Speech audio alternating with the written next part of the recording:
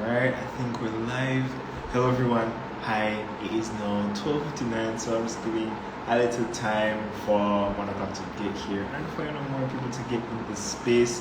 Let me just introduce the space. First of all, I'm Mr. Christie, MDC, the MDC here in MDCRX. Welcome to another episode of Let's Go Live, where today we'll be talking about self-care and how you can do self-care on a busy schedule. Alright, so let me just set the comments. Hello everyone joining. Hello. I'm just waiting for a little bit for some more people to come on, cause 1 o'clock just like a while ago. So I'm just put up the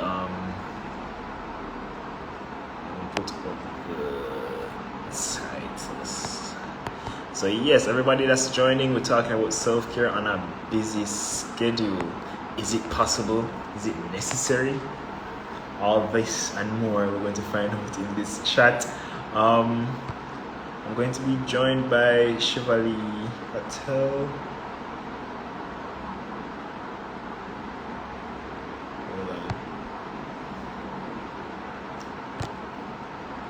Alright, hello, Ms. Tomlin. One Shivalee. Alright, so I'm just going to send this to Ms. Patel so she can join and we can commence. Trying to find this. I feel like an old person, like an old man.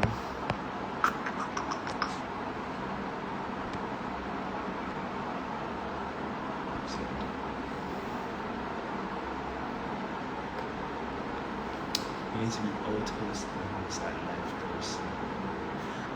Okay, there we go. Alright, Shivalee is here. So we're going to just add her. And Shivalee is joining us from the UK, so it's a vast time difference. Everybody, welcome Shivalee Patel. Hi. You're right. All right, yeah. So yeah, as we said, we're here to talk about self-care and how you can do self-care on a busy schedule. We're talking about if it's necessary, what it is really, if everyone needs to do it, so on and so forth. I'm going to look into myths and so on about self-care.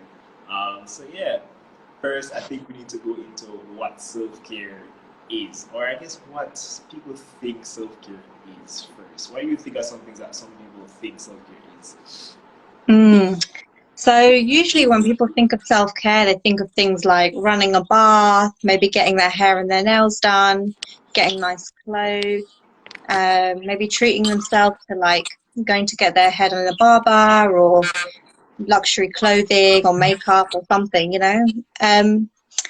or even cleaning your home and just general self-care activities like making your bed.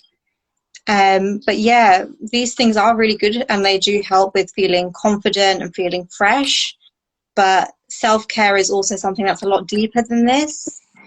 It's also about taking responsibility for one's emotional health and looking after one's mental health and all the other areas of our well-being as well. Not just like the things that we might see on the outside. What about you? What do you think self-care really is? Self-care for me, well, first off, right off the bat, I know once we hear self-care, they're thinking about spa days, massage, you're going to the sauna, steaming out, those, that just preconceived notion of self-care, the self-care you see in movies where, they're going out shopping and so on. That's what a lot of people think self-care is. But to me, self-care is any activity that you do purposely with the intent of bettering yourself or just maintaining and taking care of yourself on a holistic level. So it's not just, okay, I'm gonna work out at the gym and then that's it for me, self-care wise. That is good, yes, because you're dealing with your physical, but you need to know that there's different aspects to your health. There is your mental, as you said, and emotional, and I like to even delve into the spiritual and social aspect as well. Oh yeah. Are important, to you being a holistically healthy person. So as long as the activity helps you in it, like directly helps you in any of those aspects of health, that's what I consider self-care activity. Yeah. And even like how we do these things. So sometimes we can have like activities that we put out to take care of ourselves. But if we're doing it in a way that is like rush, or if we're not really being present with ourselves, it can affect the quality of the care that we're giving to ourselves as well. So yeah, we touched on what self-care really is, and now let's go into if it's necessary. So I think touching on what self-care really is, I think people can gauge that yes, it's necessary, but let's just move into why it's necessary. Yeah, like what are the really big benefits of doing it? Exactly. Yeah, so one thing is preventing burnout. So a lot of people are struggling with this at the moment, especially in the UK. I know you mentioned something as well in Jamaica. There's a lot of issues with burnout. Especially in the healthcare sector, even in the teaching education sector, burnout is going crazy over here, mainly due to COVID, honestly. Yeah, so for anyone who doesn't know what burnout is, it's for when you feel like you've got so much going on that you're just exhausted and swamped. It's almost like the to-do list is never ending. Um, and another thing that I feel like self-care is really good for is like our mood and our energy levels, and also our immune system and our bodily health. So even for things like if we've got chronic health issues or even short-term issues, taking care of ourselves can help bringing our body back into balance again and helping us regenerate our cells. Because when we're in that relaxed state, I feel like that's when our body can really take care of itself because it's not in that fight or flight mode. True. And for me, the self-care, the benefit is just it keeps you balanced. You know, it keeps you in a good place. You know, or it tries to get you to a good place. At least, or get you to balance. Because Yeah. what we don't know is throughout just our daily activities, throughout life, you're giving of yourself. Even if you don't want to say that, okay, I'm a selfish type of person, you know that there's a couple of people that you know that you give of yourself. Or even if there's something you're doing for yourself, you're pouring yourself into those activities. So if you don't do activities with the intent to re- replenish yourself and refill, your vessel as yourself, then Mm. you realize that you're burnt out, you have nothing left to give anyone else or even yourself with whatever activity you're trying to do. So self-care definitely helps you to replenish, revitalize, and get you back into a state of balance, or at least helps you to get to a place of balance, because it's not a one fixed all thing where you just, okay, I'm doing this one activity right now, so I should be balanced. No, it's definitely like a journey where you do it consistently, and target the various areas that you need in your life to get you to a certain place of, say, all right, I'm at a good standing balance wise and just health wise in general. So that's Yeah. what I think the benefit of self care is. And you feel it inside as well. When it's not in balance, you'll feel more tense. You'll feel like something's missing. And it's when we investigate that we actually realize like what we actually need to do to take care of ourselves as well. Um, so we've got some unpopular forms of self-care. Yes, I'm probably from the self care that some people they might not know about, or they might not look at it as self care, because again, it's not that glitz and glam or spa, getting your nails done, pedicure, manicure type things. So these are just going to give you guys some examples of things that are actually self care, and you might not know it. So the first one, let me just give that first one: setting healthy boundaries at work so you can have a better work-life balance. So I recently did a presentation at the, what was it called? The National Youth Consultative Conference. I did a workshop on self-care, and that was one of the points that I had in my presentation, because it was to like students and teachers, and I was definitely and young people in general. So I was definitely trying to say, look, when you're at work or at school, you need to be setting your boundaries. If you're at work and you realize there's something that is just mentally taxing to you, you're not being as efficient at work because of that thing or that issue, go and talk to your boss, or go and talk to your teacher and say, all right, I'm not really comfortable with this. If it's a case where they're being very resistant to that, then that's a big red flag to that company or whatever situation you're in, and then you need to evaluate other things.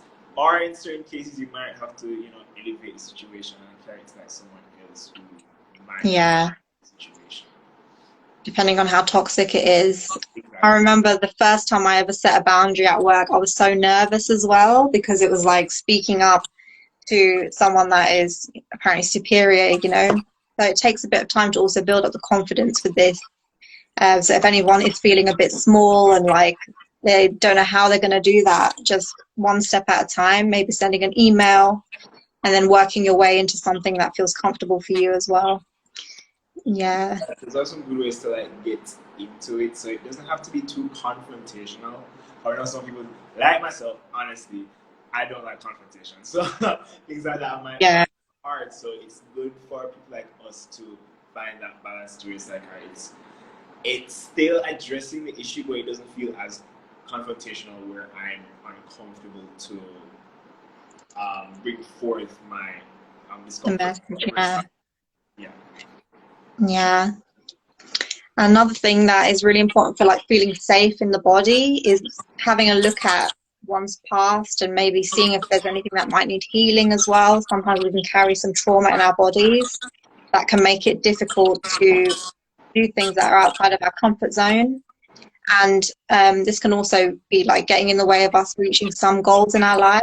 So things like breath work and meditation, journaling, anything that helps you hold space for emotions can be really helpful. Yeah, I know definitely mindful meditation is one thing that can definitely gain a space of reflection and can just help you clear up the mental Yeah. space a bit because it can get very clouded. Like after a while, especially when you're dealing with subconscious stuff that's just like piled up in the back of your mind, it's good to just Yeah. meditate sometimes and reflect. So yeah, I definitely do agree with that point as well. Let me see what else is there. All right, choosing a line of work that feels more interesting and aligned with what you're passionate about or enjoy.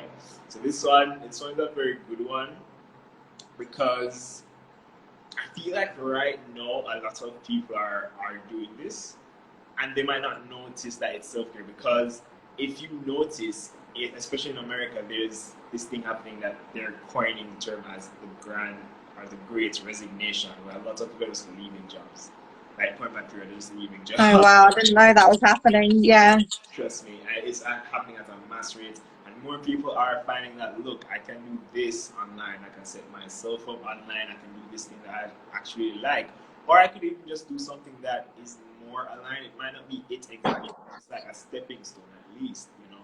And doing that is definitely a form of self care because guess what? When you're in that job that you don't enjoy, and you just keep putting your time and your effort into that job, you realize that after a while you just kind of don't feel like you have a purpose because that job is going to be draining to you.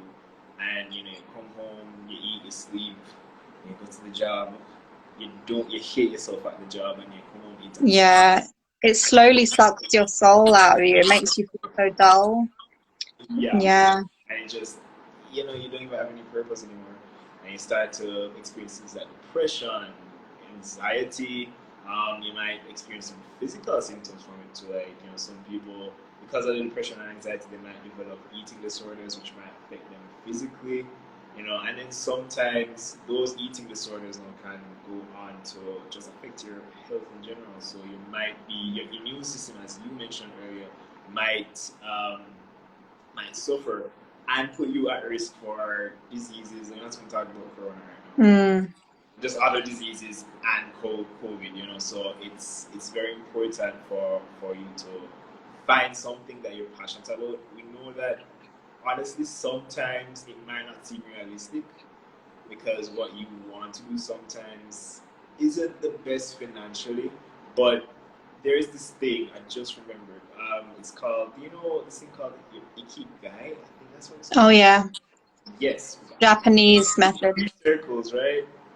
Yeah, it's a Japanese method for finding your purposeful occupation. Occupation. Yes. It's like it's a Venn diagram of three circles, and one circle has what what you love to do, what you can do, right? and then what can give you money. Is that how it goes? Have a little look. Yeah. Oh, I'm on my computer and I'm guessing. Let me try and find it. It's what you love, what the world needs, what you can be paid for, and what you're good at. So finding something that's combining these areas. Yeah. Yeah. Let me just bring it up and show you guys. I don't know if you can see it. I don't know if you guys can see this. Oh no, it's flipped. It's going to be backwards. Right, Yeah. but let me just point this. This is saying what you love. This is saying what you're good at. And this is saying what you can be paid for. This one down here. And this one is saying what the world needs. So you see at each intersection is a different type of job. So what you're good at, what you can be paid for as a profession.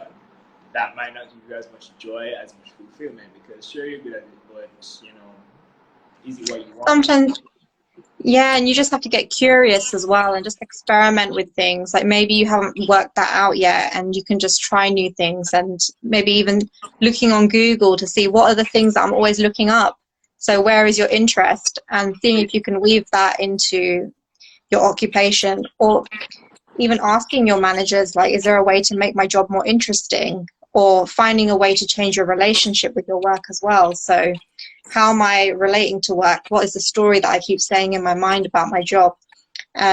Like say if you have children and you want to just use it as a stepping stone, even just telling yourself, okay, this is a stepping stone, this is just going to help me get some seed money for whatever I do want to do, and just telling yourself you're not going to be there forever, and like really having small steps and doing those small things one bit at a time is really empowering compared to feeling just stuck, like you can't move from that place. Yeah. So really looking for the plan and looking at the bigger picture as well. Yeah, that's a very good point, because we don't want people feeling like, all right, you just need to leave your job. You just leave the job. You know, sometimes you actually can't do that. You're not at the place financially yet to leave your job, because you do also have to. There's also one more factor of health that sometimes we don't really look at, is the financial health. So you have to also take into consideration that. So you can't just leave your job. You know, so definitely be like, all right, I'm not at the financial place yet to explore this possibility, but let me save enough money so that if this doesn't work out, I am good for say a year. You know? Yeah. Exactly. Everything is supposed to happen. So definitely put in your mind that, all right, this that I'm doing that doesn't really align with my purpose is just temporary, and it's for my financial health, for a financial supply to drive what I'm actually doing or what I'm actually working. Yeah. And that alone makes it purposeful, because you've like now given it that importance in that bigger picture. Exactly. Yeah, thank you for that point. That was so true. All right. What was the other one after that? Switching your like food products to things that are a little bit more healthy as well. Like if you're getting a little bit more variety in your diet with like more organic fruit and vegetables, that can be really good for you as well, especially for your gut health. I find that the more diverse things that we have on our plate makes more diversity in our body as well, and I feel like that's really good for like your mental health as well, because the gut is connected to our mind. And we've also got spiritual practice on here as well, so I don't know if you've got I know in your book, The Self-Care Journey, there's a whole section about spirituality. Yeah, it's definitely an important part of your health, the spiritual health. And we're not saying spiritual doesn't equal religion. It's not what we're saying. Spiritual is more okay, finding your purpose, your journey in life, what it is that you feel aligned with. That's more spirituality. In this setting, that's what we're talking about, as health professionals. Yeah. Talk about when we say spiritual health, because a lot of people, when you hear spiritual religion, or you want me to join a religion, you want me to choose a religion, no, that's not what it means. It means your journey to purpose. And that, like, a few people know that's a plug to one of my friends' books, because they have a book called Journey to Purpose as well. But yeah, spiritual health is basically, your journey to purpose, basically. So yeah. And I just remembered another point about when you were saying the gut is connected to the mental health. It's actually, I can't remember the percentage, if it was like 60% or 90%, but it is the main source of serotonin, the gut. Yeah, That's where a lot of your serotonin comes from, and that's it's over 90%.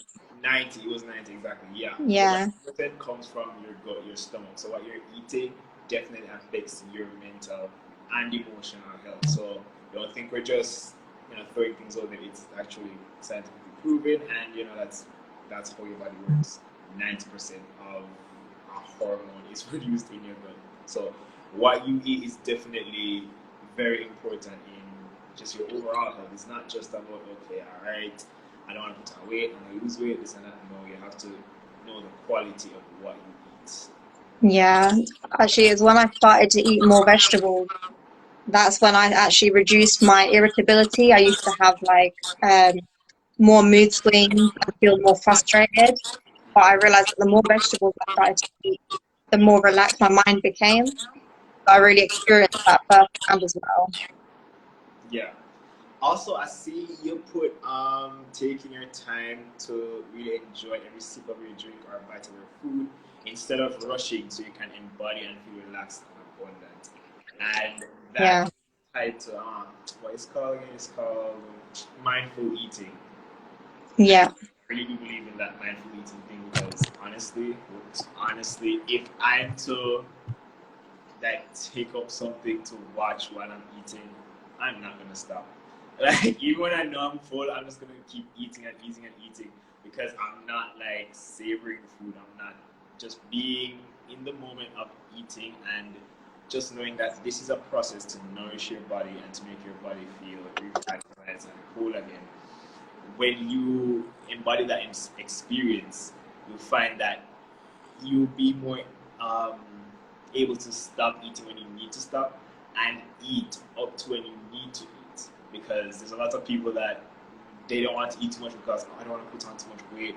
But at the same time, you need to listen to your body. If you're eating and you're still hungry afterwards, right?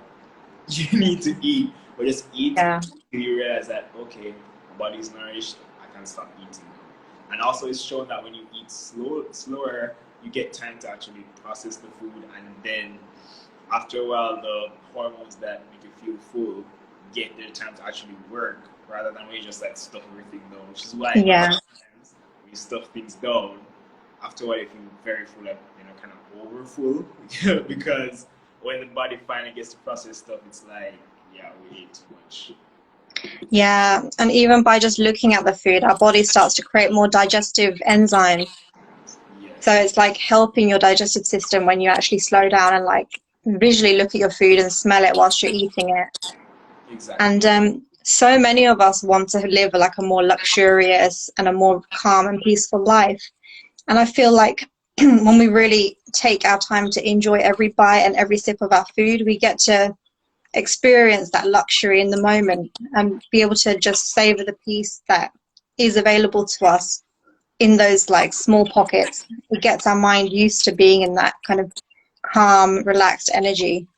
And I feel like it helps us build up this gratification and these good feelings, which is amazing for our emotions. Yeah, I definitely agree with you. And I'm seeing in the chat where someone said, I'm not a particularly religious person, but I have tried to do a little grace before my breakfast. It helps me to mindfully eat and feel abundant at the same time. Thank you for that point, the power of her money. Thank you so much for that point. That Power is, of her money. yeah, it's really good. It's a really good point. It's say grace and then just focus on eating. That's a very good point. Thank you. And don't feel afraid to actually comment in the chat. We're gonna go through everything, and if you have any questions along the way, put it down because we're gonna scroll up and then go through all of them. Or if you want to save it until the end, you can. But we're here and we see it in the chat. Yeah. Drop what you have to drop down in the chats. Do we have more unpopular forms? So we've got having some more meaning in our life. So I recently read this book called it was from Viktor Frankl. He was a man who was in a concentration camp during World War II. And the thing that got him through being in such like a rough and hard place was finding meaning in the things that he was doing. And I feel like it's up to us to decide what the meaning is in our own life. And I feel like this is something that helps bring our emotional and mental health in balance. And it's like another unpopular form of self-care. So we might not realize it, but if we haven't really reflected on this, then we might just be living on autopilot and not really filling up our heart and not really feeling fulfilled, which is a really massive thing when it comes to caring for ourselves on a deeper level. I definitely agree with you. So I was looking at as a question. I saw Raheen left a question in the question chat. So if you're using the question box, just drop all the questions in the question box, and then we're going to have a Q&A section at the end where we address all the questions. But yeah, thank you so much for that point, Shivalee. All right, so wait, did we talk about leaving the toxic relationships? Yeah, it's kind of in setting healthy boundaries, isn't it? Because toxic workplace relationships, it might be that we can't leave completely, but we might want to take some space from any relationships that are bringing us down and not really uplifting. Yeah, definitely. So yeah, we kind of touched on the toxic relationship. So we're getting into how you can do self-care on a busy schedule, because basically all this is just leading up to show you that there's simple things that you can do for self-care. So you don't, when you hear self-care, you don't have to think about the spa, you don't have to think about the massage, you don't have to think about, okay, I have to book this, I have to manicure, pedicure, but to have the dogs you care to live with, but to have the kids recital to do, but to have this assignment. No, it's very simple things that you can actually do. As we were showing you, you can sit down and just pay attention to eating. That's one form of self-care. So now we're gonna go into how you can do it on a busy schedule. And I definitely think the first thing is just to understand self-care can be very simple. So I think that's we've actually got someone in the comments saying, with a busy schedule, we've got Keva Bennett. With a busy schedule, especially those that work in public sector, most times it's just hold to work. How do we make self-care a routine in our schedule? So this is actually what we're going to speak about now. So talk about right now, all right, so the first thing we want to look at is incorporating it into our activities. So like our everyday activities, just incorporate it into your activities. So let's go back to mindful eating. You said public sector. I know what public sector is like in Jamaica as a pharmacist. Yeah. I'm a pharmacist as well. So I know how it is in drugstore. It gets very busy. So one thing, an example you can do is the mindful eating. When you're eating at lunch, put down the phone, just read. Not read, just eat. Just eat the food. Focus on chewing the food, savoring the food, and swallowing. Just enjoying the experience of eating and just focusing on that. That's one example of what you can do in everyday life, at your workplace, for self-care. Another one, like what you were saying, what you brought up, Shivalee, is the boundaries. Like when you're brushing your teeth in the morning, you can look in the mirror and say like really kind things to yourself. Maybe when you're putting your clothes away or you're putting your dishes away, you can say one thing that you're grateful for or one thing that you love about yourself whilst you do the mundane tasks. I feel like mundane tasks are the best ones to incorporate into, because sometimes they're just quite boring anyway. So it's like spices it up a little bit and gives you a little bit more of that real caring feeling whilst you're doing these really basic things. And maybe even in the pharmacy, you've got all your prescriptions and everything, but maybe you have like a rule that everyone that comes in the door, I'll tell myself, I don't know, one thing that I'm grateful for, or just really trying to bring it into everything that we're doing, moment by moment. That's a very good point too. That's a good little activity to do. Like everybody that comes in, you probably just tell yourself one thing that you're grateful for. Yeah, that's just one blessing for each person. Especially if you realize you're feeling drained, or you're getting to a point where it's like, you can be frustrated. Yeah. You can start saying, all right, from this point on, whenever someone comes in, I just tell myself something that I'm grateful for, or something that I'm looking forward to, something like that. So that's a very good activity. Thank you for that one. You're writing it down, Kevin. I hope you're writing. Yeah. um, one second. Someone was saying sometimes it is as simple as slowing down and taking a step back, taking a step back to be present, and that's so true. Yes, especially in like a fast-paced environment, you definitely want to sometimes just stop and be present in the moment, and be grateful Yeah. for the moment. It might not be possible all the time because when that rush of where we comes, sometimes we're gonna have to do it. But as soon as the rush is over, kind of center yourself again and just be present in the moment. Yeah. That's a good point. As soon as we notice that we're not relaxed, or as soon as we notice that we're somewhere that doesn't feel peaceful, once you've noticed it, that's where you've got your power back, because you realize that, okay, we're no longer in that grounded place, and then we can just take that deep breath, and that's already taking back control from the situation that's around us. So I love that the presence is everything. But for me, it took me some time to actually get used to practicing that muscle of being present. So it's like the more and more we practice doing it, the easier it becomes. It's like our brain needs to almost learn how to be present, because it's been so used to being in our to-do list or in the past or contemplating so many things that I guess is part of human nature. Yeah, yeah, definitely. All right, so I guess we can go on to the other one. This one is saying setting stronger boundaries and giving yourself a space to rest. So I definitely think that, Yeah. especially at work, you need to be setting boundaries. And definitely, and when you get home too, sometimes you might want to set certain boundaries with your partner, or if you live with family, set boundaries with your family. Yeah. And expressing what you need really clearly, and maybe even getting some support as well. It could be from a community for free, or it could be paid support. Even reaching out to myself or Misha for like extra support on how to set boundaries and how to take care of yourself. So even that's really empowering. It's not like, oh, I'm weak, I'm vulnerable, I need to ask for help. It's actually a really powerful thing to realize that you're part of a big community, and there's so many people that have got some skills to support you or help you out of something that you might not be able to see the bigger picture in. That you might be stuck in a job or think, how do I change this circumstance? And sometimes getting some more perspective can be really helpful to find a way out of it. Yeah. Alright, hold on. And we can look at this other one too, saying busy people need, or you're saying busy people need it the most because these people are likely to constantly be in a fight or flight mode, rushing and living in autopilot.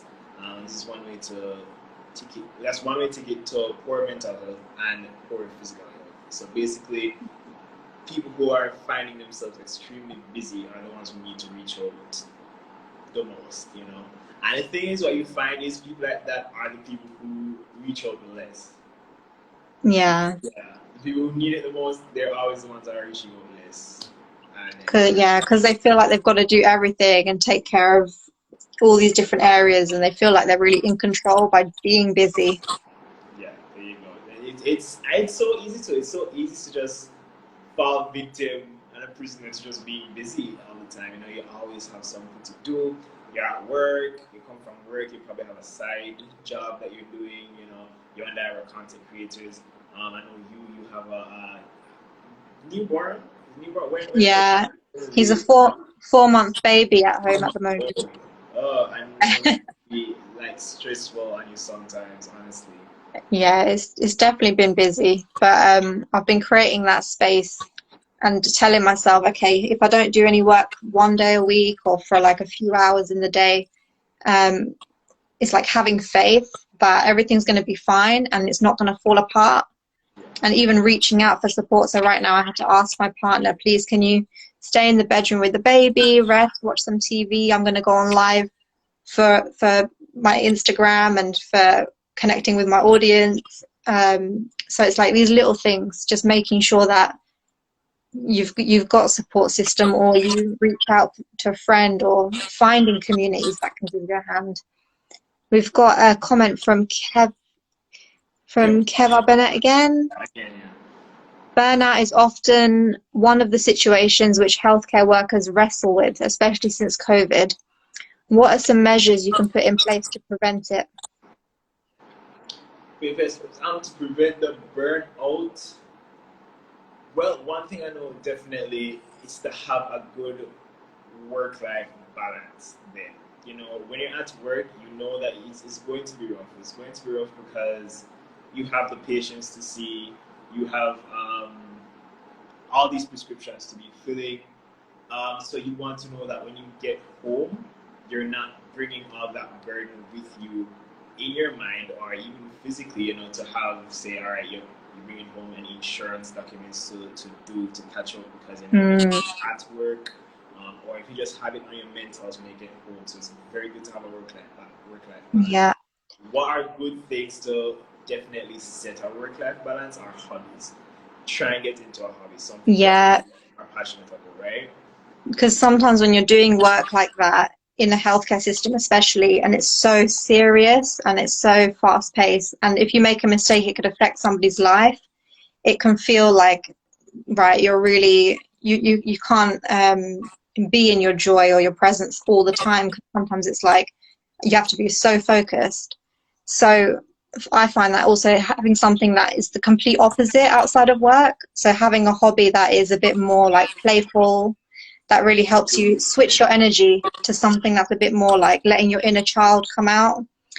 I recently started doing improv comedy classes to kind of teach myself how to be like a little bit more in my playful and more light-hearted energy, because the work that I do is quite serious as well. It's like I'm working in prison reform and doing a lot of work on self-care activism and things like that, and it can feel like it's a heavy task and a lot to do, but doing some joy-based activities can really help to like loosen things up in your schedule.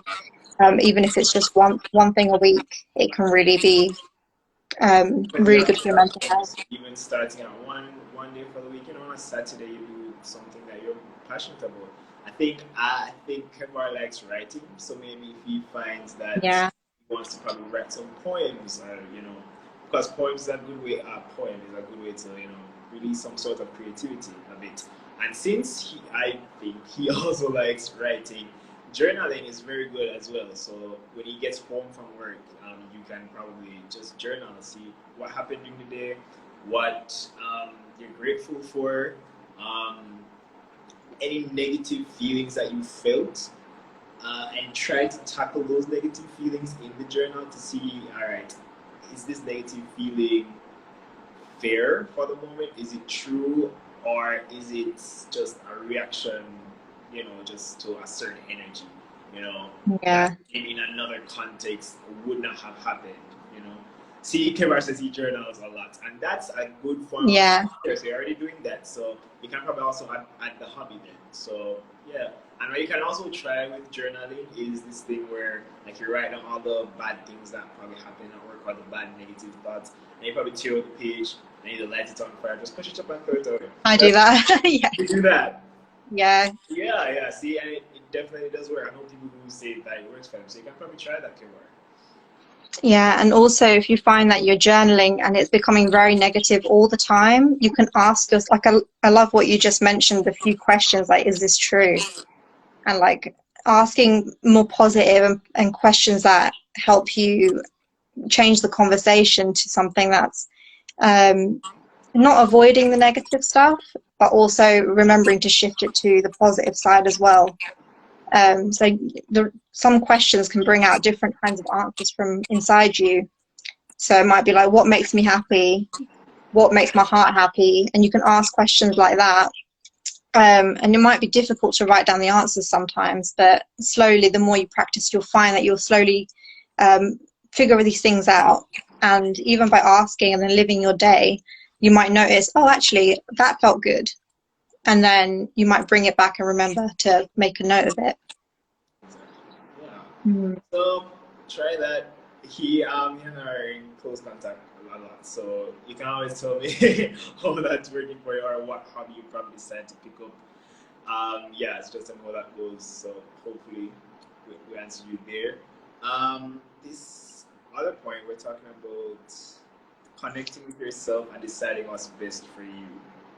So let's just touch on that for a bit. What was that? Connecting with yourself and Connecting with yourself, yes, and deciding what's best for you. yeah. So there's no, because everyone is so different. We all have a different biology, different backgrounds, and even different families and like different life experiences. So there's no one lifestyle that is good for everyone in the world. So, and you said there's no cookie cutter way of living. So because we're so unique, we have to really evaluate, reflect on our own life and like what feels good for us individuals. Even our food, like there's some people in the world who can eat spinach and they'll get kidney failure, and we still say, oh yeah, spinach is really healthy, but for that one or two people it actually might kill them. And meditation as well, some kinds of meditation can be really good for people, and for some people with really high anxiety, just sitting and listening to their thoughts could drive them crazy. So they might need something that's a bit more guided. So it's like you'll experiment with different things and work out exactly what works for you and your body type and you're the way that your mind is. So one person's lifestyle that is really healthy could actually be somebody else's poison. So this is one thing I really loved about your book as well. It's here, I just ordered it in the UK. Any plug as well. So yeah, it's called the Self-Care Journey. You can get a copy on Amazon. It's in bio. But if you're in Jamaica, there's also a hard copy delivery option. So check out the link in the bio and just order your copy. Yeah, I'm pretty proud of it. In this book, and you can even like, it's got so many questions in that really help you reflect on your own life and your own self in, I think, 4 or 5 different areas. So yeah, like that kind of self-reflection really does help to work out what lifestyle works for you. What might work best for you in terms of your routine or self-care activity that's best for you. Yeah. So I think that's everything really. This is all that we wanted to talk about. If anyone's got any more questions, feel free to drop it in the comments. Definitely. Go in the question box now. So if anybody wants to drop any questions in there, you can go ahead. You can aim it to me or Shivalee, or you can just put in a general question. So let's go on to Rahid. Rahid, one of my best friends right now. Would you recommend doing more than one self-care activity all at once or one at a time? So yeah, we had a couple of different ways to go about it. So you can have that space in your schedule where you dedicate it to a self-care activity, but we also spoke about incorporating it into your activities. Exactly. And that's one of the good things about this book as well. It gives you the option to plan out a couple self-care activities that you want to do for whatever aspect, so you kind of plan as to what kind of self-care you probably need most right now, or what you just want to do. You probably want to do something for your physical health, emotional and mental health, and you just write it down in the guided journal spaces in the book. So you can just and check it out. But also in the book, what I was trying to bring out was you have a lot of self-care activities that are multifaceted. So let's look at yoga, because no cap, I'm not gonna lie, I literally just finished a yoga session a while ago. Oh wow, well done. Great, I feel so relaxed right now. But what was I gonna say? Yoga is one of those activities that's very multifaceted. So yoga helps your physical health, yoga helps your mental and emotional, yoga helps your spiritual, and if you join like yoga classes and so on, that's your social health right there. So that one activity you see hits all of them at the same time. So you can find activities like those that definitely help to take in more than one at a time. Because looking at exercising helps your physical health. So you can say, all right, I'm setting down time for my physical self-care, for exercising. But how can I probably incorporate something else? Go and exercise in nature. You probably go to a park and exercise that can probably help you mentally and emotionally, just be in that open, natural space rather than, concrete, bricked up space that can help your mental and emotional health. For some people, that can help their spiritual health. And if you exercise with people, it can help you. If you have a workout buddy, that can help your social health. So if you Yeah. like that, when you're like, all right, I want to do this activity, but how can I make it multifaceted, where like it hits different points at the same time? Yeah, even dance can be a bit like that. It's like you can use dance for expression as well as the physical activities and all the endorphins that you get from moving your body as well. So yeah, I like that, multifaceted. Exactly. Yeah. Hope that one answered your question, Raheen. Let's go on to our next one. The poor of her money asked Shivalee, as a new mother, what would you say your top tips are for still being able to do self-care? Oh. The top tips for doing self-care as a new mom, I think for me, it's really been incorporating it into everything I do. So even if I'm breastfeeding, I won't just breastfeed. I'll be like actively meditating whilst I'm breastfeeding. I'll be, It's good as like a bonding activity as well. yeah, like I'll be bonding with him, but also being really mindful to be in the present moment. And also doing things like asking for help. So I've become really good at this, especially during pregnancy. You just have to ask anyone who has offered for any support that you might need.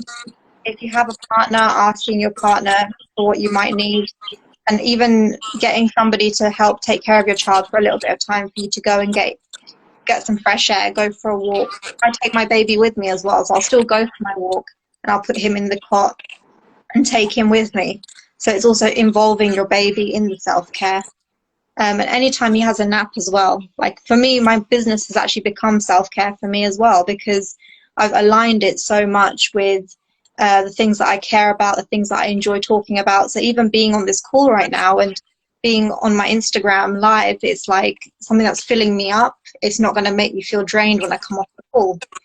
So as a new mum, I've just made sure that all the things that I've committed myself to, in one way or another, is filling me up.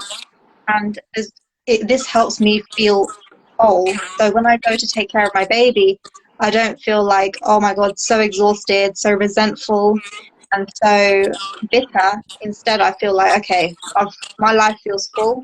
So I can now pour my love into my child's life as well, rather than expecting him to fulfill my needs. So it's like really, it's taken time to build that up over years. I'm really lucky that I started to do this 5 or 6 years ago, because I feel like if that's not the position that you're in, where you've not taken your time to align all those areas of your life already, then you may need to reach out for some support to kind of speed this up. And even this kind of book that Misha's put out here, it's really good for people that are busy, because it's very concise and it's very practical. So there's questions in there, it's not too long, and it's very easy for somebody on a busy schedule to just quickly whip through it, make the notes, and just start to align those areas if it's something that you've not started to already do.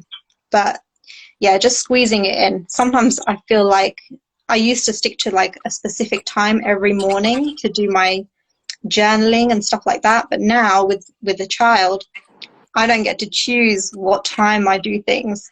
If he's hungry at the time that I wanted to do something, then I'm feeding him. So I've just been very flexible with myself and really kind to myself. So it's like I don't have to do it at that time. But when he has his next nap, that's when I'll do that. And being really specific with the things I choose. So like Misha said, you've got these multifaceted tasks that help you with more than one thing. So instead of doing something like really basic, maybe I'll do something that's a little bit more helpful in many ways. So it's like just picking the most powerful things and being a little bit more selective. Right. Oh, that's a good point. I love that. All right, let's go back in the question box. All right, so Power for Money again wanted to know, I know how important self-care is, but I find it hard to stay in a routine. Any tips with motivation? The thing with self care is I'm gonna bring you out into psychology for like a little bit. Yeah, I'm gonna bring you to this thing we call the behavioral change model. It's basically, I'm gonna give you a basic run of what the cycle is. It's like you get the idea of this new behavior, this new habit, and then you kind of plan on changing towards the habit. Then you implement the new habits, and you implement the new habit, then you maintain the habit. And a part of the behavior change model is relapse. Relapse meaning you start all over again. You start planning. You start, well, you probably don't have to start planning, but you might just start back at initiating again. Or you can start by planning if you realize that the relapse was because, all right, this activity was probably too complex, so let me simplify it. Let me replan, re-strategize. Or if you realize that, okay, maybe I was doing good with this thing, but I just got really busy and I just could not do it. Then you can just start back at the implementation phase. So it's all about you fell off, let's get back on or re-strategize, you know? So don't feel yeah, bad if you fall off, because you with me sometimes I'm exercising, you know, and I get a good rhythm going, and then I just have one bad day of like too many things to do, and I just fall off for like a good couple of days. I just have to tell myself, get back on, even if it's to do this little amount of things right here, just do a little thing, you know, probably go and jog, just that, you know, let me do it. And sometimes it's just that. Sometimes you have to just simplify because your life got busier. Sometimes you have to just break it down a little bit more. It's still pointing to what you want to do, but no, it's a bite size, so it's more manageable for you to do. yeah. I think that's so important because there's this expectation that, oh, as soon as we decide, we should be consistent every day and it should always look this way. But as you said, it's like psychology. Our brain is not like a linear thing. There's many neural pathways, and we're so used to doing it one way that it's like being in a forest. One path has been walked down so many times that it's easy to walk on that path and do that behavior. But the more and more we practice doing it another way, sometimes we end up going to that easy path again. But it just takes that commitment and that determination to get back up that really helps to slowly build that path up, that new way of wanting to live.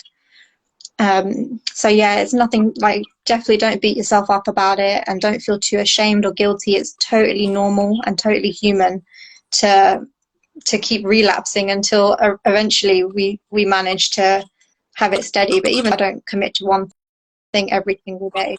But it's how we speak to ourselves. And if we beat ourselves up about it, it makes it a lot worse than it actually is. True, yes, because it's another part of psychology that self-talk and that self-love is very important. Yeah, Be like, oh, I fell off, I can't do this, you know, I'm not good enough to do this, or so. No, you have to just tell yourself that, look, I got busy and I just couldn't manage to do this right now. So I just yeah, presently could not handle doing this right now because of this, because of that, you know, and then you just get right back on the horse. So thank you so much. yeah. Let me go on to our next question. Oh, one more question from the Power of Her Money. She's really engaged in this one. I love it. She's saying, last one, what are the ways to work closer with you both? Instagram, right here. So how can we Well, work closer with you, Shivalee? work closer with me. Yeah. Yeah, so if you follow my Instagram, you can just send me a DM and I can let you know different ways to connect. I've actually got a new event that's coming out in January on the 9th, and it's going to be to help people with their self-care. It's going to be a lot of activities that we go through to figure out what needs to be balanced in your life. There's some coaching that's involved with that, and also the opportunity to share whatever's on your mind and process any difficult emotions you might have about these subjects. And yeah, just DM me because I've always got different programs coming out, and they're all about this self-reflection and really helping you build a life that feels good for you, and it's your own individual lifestyle, not something that is copied from someone else. And it will include things like your culture, your family background, everything about you. We can like use that information to build a plan that is going to fill you up as an individual. So I really do believe in that, in yeah, in that uniqueness that we all have our own. Yeah. Right, and honestly, I think it was on my Explore page that I saw you. I saw you on my Explore page, and I went on your page, and I realized I love your content, and I just DM'd you, and here we are. We're on a whole Yeah, just DM me.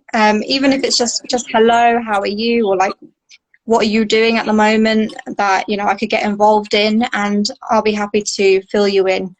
And I'll remember you, and I'll keep a note of you, so whenever I've got something coming up, I can just send it over to you straight away. exactly. And it's the same with me. Just follow me here and just connect with me. I'm kind of always on Instagram, so just send me a DM. Might take like the smallest time to respond sometimes, but I will definitely be responding. So just send me a DM here on Instagram. Also, if you want to work closer with me, you can always grab a copy of my book, The Self Care Journey. It's in the link in my bio again if you want to order a copy. It's really good. It gives you tips, and it also has guided journal spaces that ask you questions and so on. As Shivalee was saying, thank you again Yeah. so much for supporting the book. Shivalee, I really appreciated it. Yeah, no, it's great. Shipped worldwide. Yeah, Yeah. thank you so much. But yeah, so I think this was a really great session. Thank you so much for joining me. Yeah, and if you've missed part of this, I think we'll post it on the grid as well, so that Yeah, it's it's gonna be. It's gonna. available for I everyone. think Yeah. I'm not sure how the collab feature works, honestly. So if I collab with you, I'm not sure if it ends up on your page. So it might. So I might try that and see how Yeah, that. yeah. Failing that, I might try to download it, but I get really it gets weird when I try to download these really long IGTVs. But All right. it will be on my page if anything. Yeah. All right. Well, thank you so much for hosting me on your page, and I really enjoyed having this conversation. And thank you so much, everyone in the audience that shared questions. I feel like it just made it Yeah, so much more wholesome, being able to connect with everyone. exactly. Yeah. And thank you so much for doing the live with me again. And if you ever need me, you know where to find me. DC_Alex. So Yeah. yeah, thank you so much. Have a good evening, and I wish you all the best with your partner and your little baby. Thank you. All right. Enjoy the rest of your day. Thanks. Same to you. Bye. Bye.